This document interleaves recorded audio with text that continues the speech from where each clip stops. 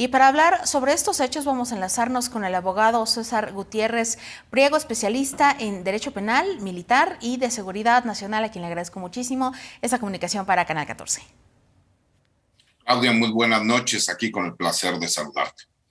Buenas noches. Bueno, pues vemos este panorama que se han registrado estos hechos en diferentes estados la semana pasada, el fin de semana, y justamente ocurre en momentos en que ya se da este acuerdo para que la Guardia Nacional pase ahora a formar parte de la Sedena. ¿Cuáles serían las implicaciones al respecto de este cambio y obviamente para la seguridad de los habitantes?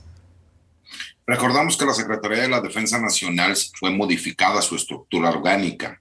El problema no es sacar a un órgano administrativo, ¿no?, como desconcentrado como la Guardia Nacional y pasarlo a la estructura de la Secretaría de la Defensa. Se tenía que dar esta reestructura como tal. Por lo mismo, se hizo que el Ejército Mexicano, como una comandancia general, estuviera al mismo nivel de la Fuerza Aérea, y a su vez ahí es donde se quiere agregar a la Guardia Nacional, creando un Estado Mayor conjunto, y que las funciones del Secretario de la Defensa Nacional sean única y exclusivamente político-administrativas, para las personas que hablan de la militarización y toda esta controversia que se ha estado manejando. Pero ¿qué es lo que se busca en específico?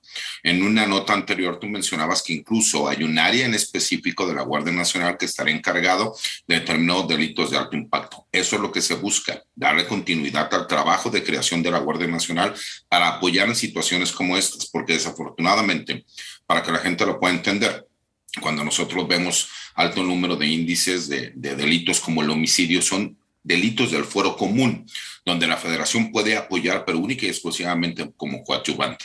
¿Cuál es la intención de esto? Proteger a la Guardia Nacional. Proteger a la Guardia Nacional para fortalecer su trabajo y que el día de mañana no veamos lo que ha pasado en los últimos 30 años en nuestro país, en donde las policías federales se van perdiendo porque no tienen un órgano de estructura que les dé una carrera policíaca que realmente esté sustentada como lo hacen a lo mejor las instituciones militares. Y eso es lo que se busca, que quien llegue a liderar a la Guardia Nacional sea una persona que tenga todos los conocimientos y que haya pasado por todos los grados necesarios para poder ser quien se encargue de ese trabajo, y no lleguen improvisados o personas que tengan vínculos con el crimen organizado.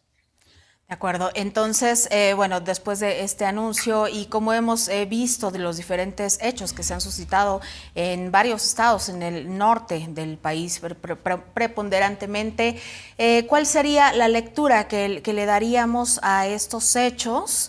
En especial, pues bueno, con la narrativa que se vino dando en diversos medios de comunicación, que incluso ya hablaban de cuestiones de terrorismo, de narcoterrorismo, las implicaciones que tiene también para las cuestiones de la seguridad y este tipo de discursos que se hablaron en los medios de comunicación, cuando en realidad se hablaron de diversas cifras que incluso se veían como hasta fake news, de cifras amañadas que englobaban diversas categorías que no implicaban exactamente que fueran relativas a la situación que se estaba viviendo en esos estados de la República particularmente. ¿Qué nos puedes decir al respecto?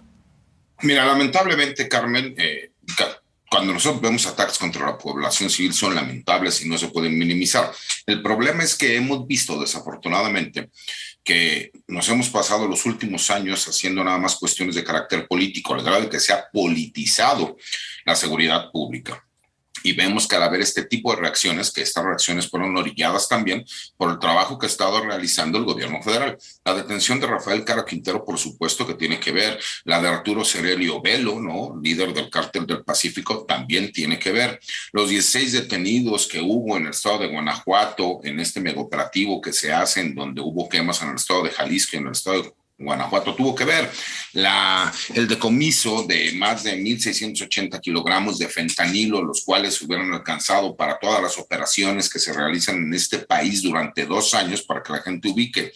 La tonelada y media de drogas que se detuvo el 27 de julio en la Ciudad de México, las 14 personas pertenecientes al cartel de Sinaloa en Topilejo. Por supuesto que los grupos criminales realizan estas reacciones al ver la frustración que tienen del trabajo que empieza a dar resultados de la Federación.